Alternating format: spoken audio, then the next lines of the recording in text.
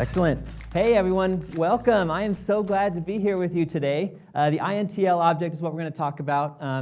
I play League of Legends a little bit. I'm one of those Teemo only players. I've got 1.5 mil mastery. I play a lot, if that means anything to any of you guys. But I am super stoked to be here today. We will be sure to get you out in time for the break. I know that a lot of talks and a lot of digesting can really take some time, so we're going to do our best to move forward here. And let's go ahead and move on. All right. And with that, we're not even getting slides moving forward. Let me take a moment and get that fixed. Isn't that just great? All right. Rosetta Stone. Has anyone here seen the Rosetta Stone in person? Wow. Five hands. That was a scratch. I'm not counting that one. I saw 5 hands up. That's incredible. I've never seen it. Can anyone tell me what the Rosetta Stone is and why it's important? Yes? Correct, yes. There are 3 different languages, but there are multiple languages on it. No, it's great. So you can see it's kind of hard, obviously, in the picture, but the top third, you've got a hieroglyphic language, the second one as well, and the bottom, I believe, to be Greek. And so it's over 2,000 years old. It was rediscovered rather, in almost 1800. It's a big rock. It's not something you just carry around in your pocket. It's pretty big, and it's incredible because it's, as was mentioned, it's a multilingual inscription that allows for historians to better translate, and it really opened the doors to helping people translate as well and decipher different languages.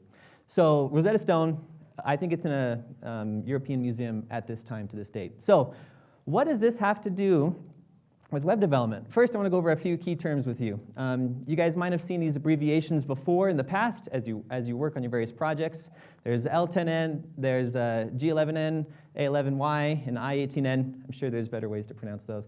Shorthand just for long terms that indicate internationalization, localization, building our apps such that users from different locales, different countries, different languages, different cultures, we can build our apps such that it adheres to everyone. You could extend the pattern that was taken. Some people have some fun with this. I almost put my name in this syntax, but I didn't think it would really make too much sense at the beginning. But I don't know why people have decided to name it that. Lazy typers decided to just say localization, the letter L, 10 letters in between, letter N.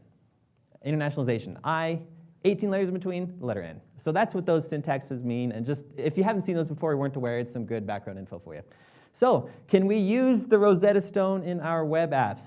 I mean, no, we're not going to put a rock into our web apps, but we can take the concepts learned from the INTL object. How many of you have heard of the INTL object before? Okay, about a third, I would guess. How many of you have used it? Those of you who have heard it, how many have used it? Okay, probably about half of that third. Excellent. So this is great. We've got some good exposure here. So, quick little snippet. From the State of JavaScript Survey 2022, this is how I kind of went about and chose my topic for today. The INTL object has some interesting stats here. So in 2022, 31% of people have never heard of it. You know, about 21% of people know about it, and then 32% have actually used it, with a smaller portion not responding. By the end of today, I hope that we can bump that 31.3% to like 31.4%, or maybe 31.31%, or something small like that. But that is our goal, so hang in there with me. Let's do this. So INTL, what is it? INTL is a, gotta move my mouse. I don't have a clicker, so I'm using a Bluetooth mouse, so I'm hoping it works out. So excellent.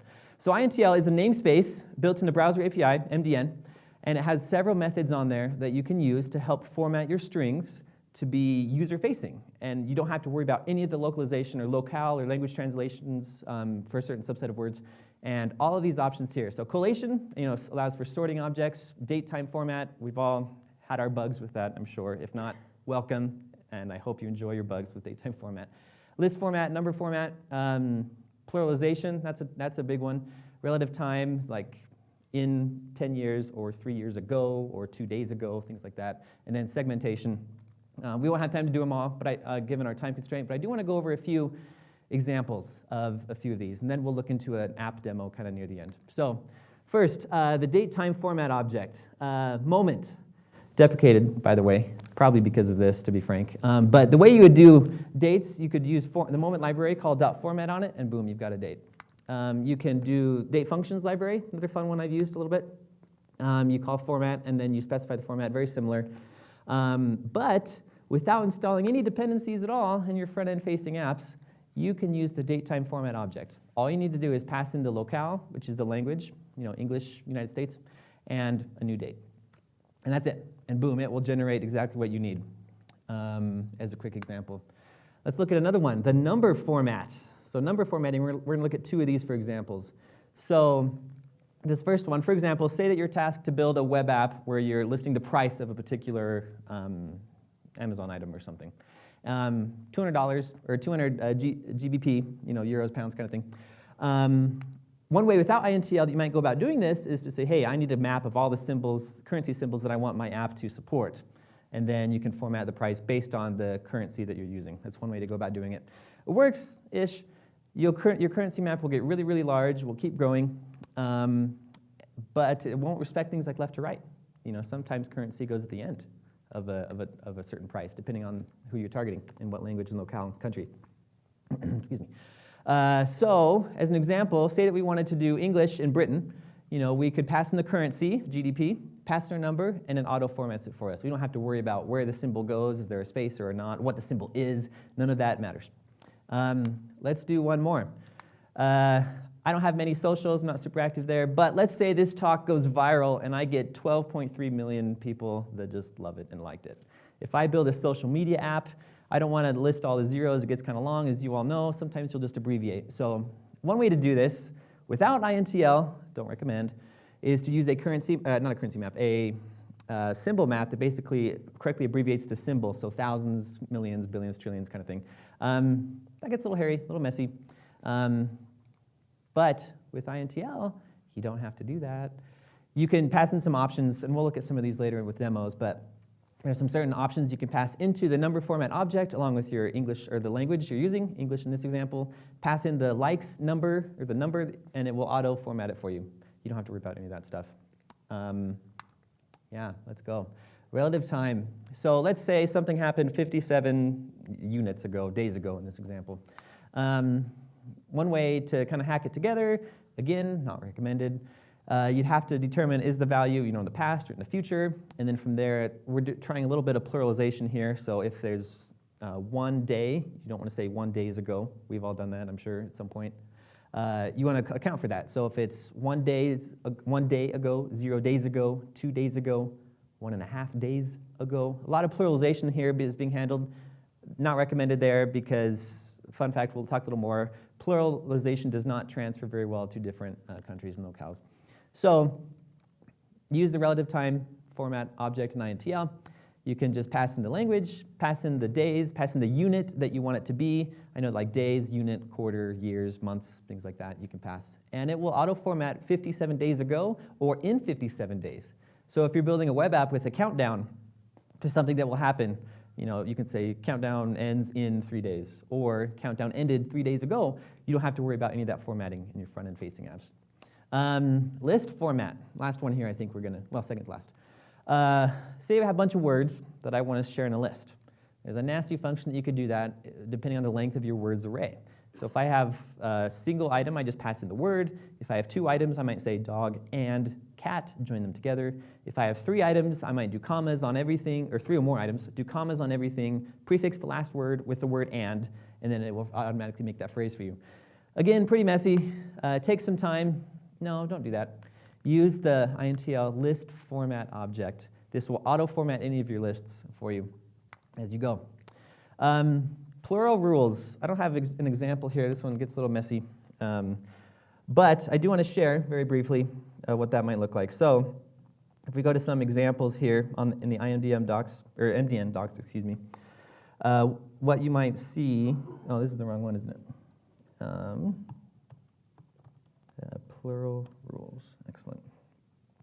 Okay, so examples, English and Arabic. So in English, we only have 2 cardinal rules. Cardinal means like the word day and days. That's cardinality. So 1 day, singular, 2 days, 0 days, many days, few days, it all works out the same.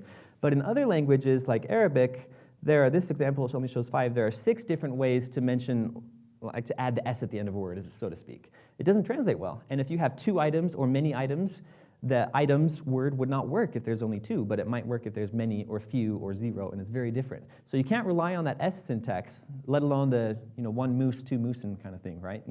Whereas the don't end in S. So keep that in mind.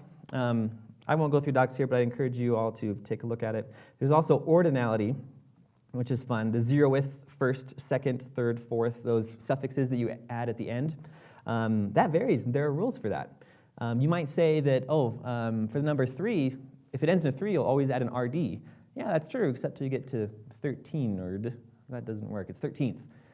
All these things that we don't have to worry about that are built in the INTL object. I also wanted to briefly show there's a Unicode page, nice bright white for everyone. Sorry about that. You even got me. If you look at English, there's a Unicode page here, and it will tell you all these rules. So for example, these on this column on the right here, this will show those rules about whether you add an ND, RD, TH at the end of your suffixes. And if we go back to that Arabic example, you'll see that it's different, cardinality, things like that. Don't have too much time to get in there, but I encourage you to check those out. Again, sorry for the bright white light. Okay, demo time. This is why we are here. Let's roll. So I've got a quick little app here that we're going to build together. This single app is currently supporting 3 different languages, English, Spanish, and French, if I recall. And we're going to go through and internationalize it together and see what this might look like in a practical application. Few things. There's a library, React IET Next, that you can use. It will give us a provider, and with that provider, we can pass in a particular instance. An instance is created based on the locale that we're using. And then inside of those providers, we can use these use translation hooks. And those hooks allow us to reference a key that will determine which user-facing string to show. So for example, in these titles here that you see in the upper left, Welcome to React, there is a welcome key. Now, if we head over to our translations file, these are loaded. I won't go into details as to how due to time constraints, but these are where the translation files are stored and how they're referenced and how we can get the particular title given a language. So in our app, technically, there are ESLint rules that ban strings. You could consider something like that to help you to ensure that all of your user-facing strings, a little bit aggressive, up to the developer preference, but that might help you go from there. Okay, so we've got a few minutes here. Let's roll. So let's look at our date time component. Let's say that I want to pass in this kind of string here. There's a long date, Friday, September 5th at 10:29 a.m. That's actually even a bug because today's the 15th, which is good because we're not using the INTL object in this example. I grabbed some Stack Overflow code that says, how do I function date in a really long way? And this is what it came up with. I had to put in TypeScript ignores because it wasn't up to date very well. But here's the example of where we render those 2 upper and lower dates. So the longer date and the shortened date. So without INTL, I might do something nasty and ugly like this, to where we have some custom formatting, where I put in all the English days of the week here, and months as well. It gets kind of messy. But no, Bryant, let's try and use, I just learned about this really cool thing. It's called the INTL object. Let's see what it does. So when I save it, ignore the vertical spacing difference, but when saved, you'll see that everything auto-translates. And if you look in my translations file, none of those strings of Friday and the months and the times, none of those are there. It's all built into web browsers. And you've got green check marks for the can I use. So many modern browsers will support this. So keep that in mind. Let's look at the next one, pricing component. Whoops, pricing. Okay, let's look at this example. Let's head into there and see what it looks like. So we've got this pricing where we call get price, pass in a currency. Let's do a get accounting price. For example, in accounting, they don't do negative signs, they do the parentheses. Any accountants in the room or people who have dabbled would know this. So I don't have to account for that. Let's use this cool new object I learned called INTL. And when we do that, everything just auto-formats correctly to the language that you're looking at. So very cool. All right, I do want to share, for example, some of these options here. So we have some time. So for example, for that accounting one, we have these particular styles here. We have it as a currency. I want to show minimum 2 fraction digits. Let's see what happens if I change that to 1. Actually, nothing in that example. But there's a lot of things you can do here. If you check out the options that you can pass, head into TypeScript, you can see all of these options that are valid, and you can pass and explore to customize what you're trying to show to a user. Okay, let's go to the next one. Social media, that example that we looked at. So 12.3 million likes. Let's go to see how without INTL that might look. We've got this nasty lookup function and all this regex code that I frankly don't even know what it does. Came straight from Stack Overflow. But hey, guess what? I can ignore all that and use INTL once more, and it will format everything for me. Oh look, hey, guess what? I forgot that in other languages, the decimal point is actually a comma, and the thousand separator is actually a period. I forgot about that, but INTL didn't. It knew for me, and because I was using it, it was auto built in. Excellent. Let's look at two more here. Relative time. This is a fun one. Back to that countdown kind of thing. So we've got a few options here. Narrow relative time, which just means very syntactic, sugary, very just raw data. Short and long, depending on how you want to phrase them. But no, we can use INTL again, and we can see what that looks like. So, oh look, everything just came, you know? Okay, one more. Let's keep looking here. Last one is list format. So a list format, we gave this example already a little bit, but let's see it in code. So in a list format, we might have some complex function that does a lot of all of that parsing to see how many items are in the array. Should I do an and, things like that.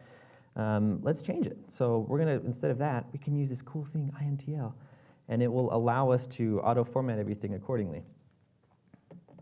Another cool thing, if we go into the options on this one, as an example, one of the options allowed is type, list format type, and it gives me disjunction, conjunction, and unit. If you use TypeScript, you'll get that stuff built in where it can help you. So let's say we change this to instead be conjunction, and then say disjunction. That will change it from an and to an or. So watch the words in the bottom left when we save, and everything changes to the or appropriately in each language. Don't even have to worry about any of that phrasing locally. Cool. That's our app. And a lot of the setup behind the scenes outside of the demo, but this will help and facilitate and allow us to build better apps that support multiple locales, countries, regions, and cultures. And even if you don't plan on doing that, you get a lot of bang for buck just using the locale that you're working in. Say that we're not ready to go big yet. We're just doing a small, POC, MVP kind of thing. If we're just doing a really small app, and we still should use INTL because A, it sets the groundwork for scalability, and B, you get a lot of the benefits out of even datetime format, for example, that you don't have to worry about. So, okay, let's head back to some of our slides here. So key takeaways, things I hope that we can look at today. Using INTL, you can get a global audience reach. You improve the user experience. There's a lot more cleaner code. You saw a lot of the stuff we did was just in one line, and a lot of option customization that you can pass in, and increased engagement and trust. Hey, I'm more likely to support an app or a website if I know that I'm a different language speaker, that it supports my language. LTR, RTL kind of stuff, left to right, right to left. Other languages read right to left. Are you thinking of that when you're developing your code such that it can grow and scale in that kind of way? So that being said, all of you, I encourage everyone, now that we've gone up to that 34.3 to 34.31% of the world, who knows, probably smaller, we can build better apps that can better serve locales and better serve different cultures and be a more unifying experience for humanity. That being said, when you go home tonight or starting on Monday, when you go back to work and do your jobs and hobbies, what object, loud voice everyone, what are we going to use? INTL. Thank you very much.